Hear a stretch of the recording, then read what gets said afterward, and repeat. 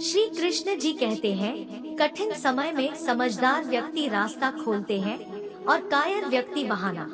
मनुष्य अपने व्यवहार से स्वयं ही अपने भेद खोल देता है। भूल होना प्रकृति है, मान लेना संस्कृति है और उसे सुधार लेना प्रकृति है। समय के पास इतना समय नहीं कि आपको दोबारा समय दे सके। हमेशा सपना बड़े से बड़ा देखो, चांद नहीं मिला तो क्या हुआ, आसमान तब तो पहुँचेंगे। इंसान, घर, रिश्ते, दोस्त सब बदलता है, पर फिर भी उदास क्यों रहता है? क्योंकि वह खुद को नहीं बदलता। भगवान के फैसले पर कभी शक मत करना। अगर सजा मिल रही है तो कोई गलती भी अवश्य हुई होगी। इंसान को परखने की क्षमता बढ़ाइए, वरना धोखे खाने के लिए तैयार रहिए। वहाँ बैठकर रोना बहुत सुकून देता है, जहाँ कृष्ण के सिवा कोई और सुनने वाला न हो। जिन्हें ज्ञान है उन्हें घमंड कैसा, जिन्हें घमंड है उन्हें ज्ञान कैसा। जितना इंतजार वह आपसे करवा रहा है, ना समय आने पर वह इतना देगा कि संभाल भी नहीं पाओगे। मित्रता आवश्यक है, संबंध भी आवश्यक है, परंतु जीवन की हर कठिन परिस्थिति यह दर्शाती है कि अकेले रहने की कला का आना भी आवश्यक है।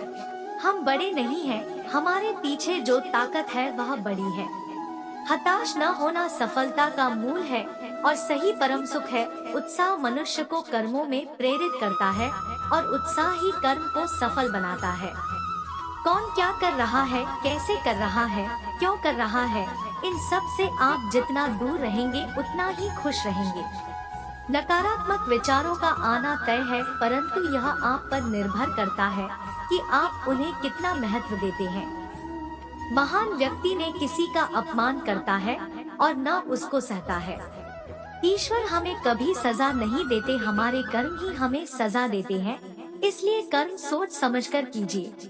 जब चारों ओर अंधेरा हो, जब दुखों ने तुमको घेरा हो, तुम कृष्ण का दीप जला लेना, सब हाल कृष्ण को सुना देना। इंसान उतना ही बड़ा बन सकता है जितना बड़ा वह सोच सकता है। मुश्किल वक्त हमारे लिए आईने की तरह होता है, जो हमारी क्षमताओं का सही आभास हमें कराता है। चाहे कितना भी बदल जाए जमाने का चलन, हमने कभी झूठ से सच्चाई को हारते नहीं देखा है। जब भक्ति और विश्वास अधिक हो जाते हैं, तब चमत्कार खुद हो जाते हैं। जीवन में कुछ भी करो, बस एक बात याद रखना, अगर सत्य का साथ है तो ईश्वर का साथ है। उस मनुष्य की ताकत का कोई मुकाबला नहीं कर सकता जिसके पास सब्र की ताकत है। सीखने के लिए जुनून पैदा कीजिए। यदि आप ऐसा करते हैं तो आप कभी भी आगे बढ़ने से नहीं रुकेंगे। समय भाग रहा है पर जिंदगी रुक गई है। यदि कोई किसी भी परिस्थिति में भगवान को अपने जीवन का केंद्र बना लेता है तो वह अपने जीवन को सफल बना सकता है।